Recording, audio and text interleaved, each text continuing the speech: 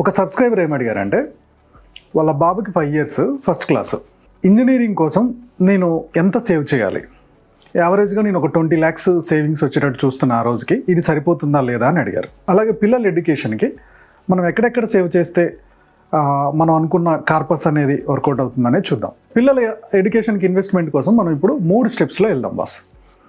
First step 1 వచ్చేసి ఈ రోజున ఇంజనీరింగ్కి ఎంత ఖర్చు అవుతుంది అనేది చూద్దాం. ప్రైవేట్ కాలేజీల్లో అయితే క్యాంపస్ ఇంటర్వ్యూస్ ఉన్న మంచి కాలేజీల్లో అయితే ఒకవేళ ఫ్రీ సీట్ రాకపోతే పేమెంట్ సీట్ అయితే దాదాపుగా సంవత్సరానికి 5 లక్షలు అవుతుంది బాస్. సో 4 సంవత్సరాలు కలిపి 20 lakhs. ఈ రోజునున్న ఖర్చు 20 lakhs. ఈ 5 years బాబు ఫస్ట్ క్లాస్లో ఉన్న బాబుకి అయితే అతను ఇంజనీరింగ్కి వచ్చేవరకు ఎంత టైం పడుతుంది అనేది చూద్దాం. 17 and half 18కి వాళ్ళు హైయర్ ఎడ్యుకేషన్కి ఎంటర్ అవుతారు, ఇంజనీరింగ్కి ఎంటర్ అవుతారు అనుకుందాం. ఇప్పుడు ఏజ్ ఎంత? 5 years. సో ఇతనికి ఇంజనీరింగ్ రావడానికి ఇంకెంత టైం ఉంది? 13 సంవత్సరాల టైం ఉంది. సో ఇప్పుడు ఈ ఫస్ట్ క్లాస్ చదువుతున్న ఈ 5 సంవత్సరాల బాబు 13 సంవత్సరాల్లో ఇంజనీరింగ్కి వస్తాడు. ఈ 13 సంవత్సరాల్లో ఎంత ఇన్వెస్ట్ చేస్తే ఆ రోజు అతనికి ఇంజనీరింగ్కి ఫీజు రెడీ చేసుకోవచ్చు అనే పాయింట్ మనం తెలుసుకుంటున్నాం. మనకి ఇన్ఫ్లేషన్ అనేది ఒకటి ఉంది. ఎడ్యుకేషన్లో ఇన్ఫ్లేషన్ 10 to 12, మామూలుగా ఇన్ఫ్లేషన్ 6 to 7% పెరుగుతుంది ధరలు పెరగడం అనేది, కానీ ఫీజులు పెరగడం అనేది 10 to 12% పెంచుతున్నారు. సరే నేను 10% తీసుకుంటున్నాను. ఫస్ట్ క్లాస్లో తనకి 30,000 ఫీజు ఉందనుకోండి, సెకండ్ క్లాస్కి వచ్చేవరకు దాని మీద 10%, అంటే ఈ 30,000 మీద 10% పెంచుతున్నారు, అంటే 33,000. థర్డ్ క్లాస్కి వచ్చే వాళ్ళకి 36,000 చేంజ్. ఇలా ఎవ్రీ ఇయర్ పెంచుకుంటూ పోతున్నారు. ఈవెన్ ఇంజనీరింగ్ అయినా హైయర్ ఎడ్యుకేషన్ అయినా ఏదైనా అంతే జరుగుతుంది. సో ఈ రోజున 20 లక్షలు ఉన్న ఈ ఫీజు 10% ఇన్ఫ్లేషన్ చొప్పున బాబుకి ఇంకా హైయర్ ఎడ్యుకేషన్ రావడానికి ఎన్ని ఇయర్స్ ఉందనుకున్నాం? ఇందాక లెక్కేస్తే 13 years ఉంది. సో 13 years కుంటే ఈ రోజున్న 20 లక్షలు బాబు చేతికి వచ్చేవరికి 69 lakhs అవుతుందండి. ఈ రోజున్న 20 lakhs బాబు చేతికి వచ్చేవరకు ఎంత అవుతుంది? 69 lakhs అవుతుంది. సో దేంట్లో ఇన్వెస్ట్ చేసుకుంటే ఈ 69 lakhs వస్తుంది అనేది మనం స్టెప్ బై స్టెప్ చూద్దాం. సో పిల్లల ఎడ్యుకేషన్కి మనం ఎక్కడెక్కడ సేవ్ చేయొచ్చు? ఫస్ట్ ఆఫ్ ఆల్ గవర్నమెంట్ వాటిలలో అయితే పబ్లిక్ ప్రావిడెంట్ ఫండ్, అబ్బాయిలు అయితే public provident fund 15 years locking period ఉంటుంది. ఆ తర్వాత వచ్చేసి యూలిప్ ఫండ్స్, అంటే ఇన్సూరెన్సే, బట్ ఇన్సూరెన్స్ని కొన్ని ఫండ్స్లో పెడతారనమాట. తర్వాత వచ్చేసి ఇండెక్స్ మ్యూచువల్ ఫండ్స్. 4వది వచ్చేసి గోల్డ్ ఇన్వెస్ట్మెంట్, గోల్డ్ కాయిన్స్ రూపంలో అనుకుందాం. ఈ 4 నేను ఎంత జరుగుతుంది అనేది చెప్తాను. సో దేంట్లో ఇన్వెస్ట్ చేసుకుంటే ఈ 69 lakhs వస్తుంది అనేది మనం స్టెప్ బై స్టెప్ చూద్దాం. ఫస్ట్ నేను ఇండెక్స్ ఫండ్స్కి వెళ్తున్నాను. ఈ అబ్బాయి కోసం మంత్లీ కనుక ఒక 20,000 కనుక ఇన్వెస్ట్ చేస్తే 12% రేట్ ఆఫ్ ఇంట్రెస్ట్ చొప్పున 13 years కనుక మనం ఇన్వెస్ట్ చేస్తే అంతా కలిపి మనం ఇన్వెస్ట్ చేసింది 31,000, రిటర్న్స్ వచ్చింది 4398, 44 అనుకుందాం. సో మొత్తం 75 lakhs వస్తుంది. ఈ 75 lakhsలో ఒక 10% ట్యాక్స్ తీసేద్దాం. 67.5 lakhs మన దగ్గర లంసమ్ ఉంటుంది, ట్యాక్స్ పోను కూడా. ఇది ఒకవేళ ప్రైవేట్ కాలేజీలో తనకు సీట్ వస్తాయి. రెండోది public provident fund. So public provident fund 15 years locking period ఉంటుంది, మధ్యలో మీరు తీసుకోవడానికి లేదనుకుందాం. కానీ రేట్ ఆఫ్ ఇంట్రెస్ట్ ఎంత? 7.1%. మీకు వచ్చేది ఎంత? 64.32. మనకు కావాల్సింది ఎంత? 69. పైగా మనం అక్కడ 13 సంవత్సరాలే చేసాం, ఇక్కడ 15 సంవత్సరాలు పెట్టాల్సి వస్తుంది. సరే 22,000 అనుకుందాం. ఎవ్రీ మంత్ 22,000 పీపీఎఫ్లో కనుక ఇన్వెస్ట్ చేస్తే 7.1% చొప్పున మీకు దాదాపుగా 15 yearsకి 70 lakhs వస్తుంది. అంటే అబ్బాయి ఇంజనీరింగ్ సెకండ్ ఇయర్ కంప్లీట్ అయ్యడానికి థర్డ్ ఇయర్కి డబ్బులు చేతికి వస్తాయి. నెక్స్ట్ వన్ వచ్చేసి ఏంటి?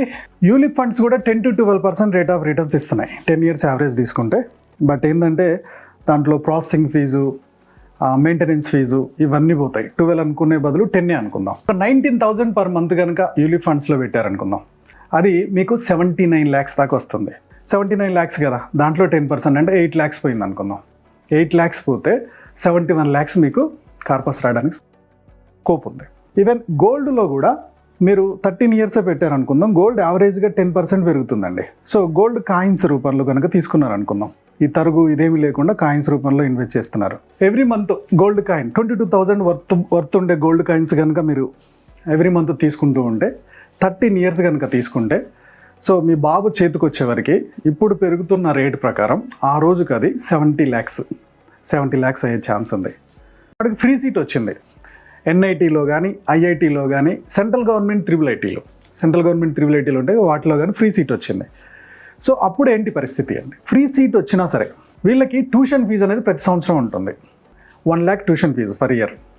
ఇది కాకుండా హాస్టల్కి every year 30,000 hostel fee, mess fee కట్టాల్సిందే. అదొక 60,000, 160 అవుతుంది. ఇన్ కేస్ అబ్బాయికి ఏ హిమాచల్ ప్రదేశ్లోనో లేకపోతే ఉత్తరాఖండ్లోనో సీట్ వచ్చింది అనుకుందాం, ట్రాన్స్పోర్ట్ ఖర్చు ఉంటుంది, 10,000 పోవడం 10,000 రావడం, ఇలా సంవత్సరానికి 40,000 తనకి ఫ్లైట్ ఖర్చులు అవుతున్నాయి. ఇప్పటికి ఎంత అయింది? 2 lakhs అయింది. అతని ఖర్చులకి ఒక మంత్లీ ఒక 2,000 వేసుకుందాం. సో ఒక 10 months కదా, అదొక 20,000, 2,20,000 per year. ఇలా 4 సంవత్సరాలకి ఎంత? 9 లక్షలు వేసుకుందాం. సరే, చిల్లరగా మొత్తం గవర్నమెంట్ ఎడ్యుకేషన్ వచ్చిన 10 lakhs ఖర్చు అవుతుంది బస్. ఇప్పుడు ఈ 10 lakhs రావడానికి ఒకవేళ మనం ఎంత సేవ్ చేసుకోవాలి అనే ఆప్షన్ ఇప్పుడు చూద్దాం. ఫస్ట్ ఏం చేద్దాం? ఇండెక్స్ మ్యూచువల్ ఫండ్లోకి వెళ్దాం. సో ఇండెక్స్ మ్యూచువల్ ఫండ్లో మనకి 13 years టైం ఉంది. రేట్ ఆఫ్ ఇంట్రెస్ట్ వచ్చేసి 12% వేస్తున్నాం మనం. మంత్లీ మినిమం ఒక 5,000 ఇన్వెస్ట్ చేయండి. మంత్లీ 5,000 ఇన్వెస్ట్ చేస్తే దాదాపుగా అది 19 lakhs అవుతుంది. 18.79, దాదాపుగా 19 lakhs వేసుకుందాం. దాంట్లో 1.5 లేదా 2 lakhs ట్యాక్స్ పైన 17 lakhs ఉంటుంది. సో పిల్లోడికి కొంచెం కంఫర్ట్గా మీరు చదివించుకోవడానికి స్కోప్ ఉంటుంది. Next PPF, public provident fund. Public provident fund ఎన్ని ఇయర్స్ పెట్టాల్సింది? బాబు 2nd year అయిపోయినంత తర్వాత కానీ ఇది మనం పూర్తిగా విత్డ్రా చేయలేం, లేదా సగం విత్డ్రా చేయొచ్చు. So public provident fund rate of interest 7.1%. Okay, ఇదే 5,000 కనుక మీరు ఇన్వెస్ట్ చేసుకుంటా వస్తే దాదాపుగా 16 lakhs అవుతుంది 15 yearsకి. Gold coins. So gold coins మీరు 13 years 5,000 చొప్పున చేసిన 16 lakhs అవుతుంది బస్. ఈవెన్ యూలిప్లో కూడా అంతే, 10% అనుకుంటున్నాం కదా యూలిప్లో కూడా. యూలిప్ ఇన్సూరెన్స్ సో 10 lakhs దాకా వస్తుంది. కాబట్టి యూలిప్లో ఏంటంటే ప్రాసెసింగ్లు, ట్యాక్స్లు ఇవన్నీ పోను మీకు కొద్దిగా తక్కువ వస్తుంది. 7.9, దాదాపుగా 19 lakhs వేసుకుందాం. దాంట్లో 1.5 లేదా 2 lakhs ట్యాక్స్ పైన 17 lakhs ఉంటుంది. సో పిల్లోడికి కొంచెం కంఫర్ట్గా మీరు చదివించుకోవడానికి స్కోప్ ఉంటుంది. Next PPF, public provident fund. Public provident fund ఎన్ని ఇయర్స్ పెట్టాల్సింది? బాబు 2nd year అయిపోయినంత తర్వాత కానీ ఇది మనం పూర్తిగా విత్డ్రా చేయలేం, లేదా సగం విత్డ్రా చేయొచ్చు. So public provident fund rate of interest 7.1%. Okay, ఇదే 5,000 కనుక మీరు ఇన్వెస్ట్ చేసుకుంటా వస్తే దాదాపుగా 16 lakhs అవుతుంది 15 yearsకి. Gold coins. So gold coins మీరు 13 years 5,000 చొప్పున చేసిన 16 lakhs అవుతుంది బస్. ఈవెన్ యూలిప్లో కూడా అంతే, 10% అనుకుంటున్నాం కదా యూలిప్లో కూడా.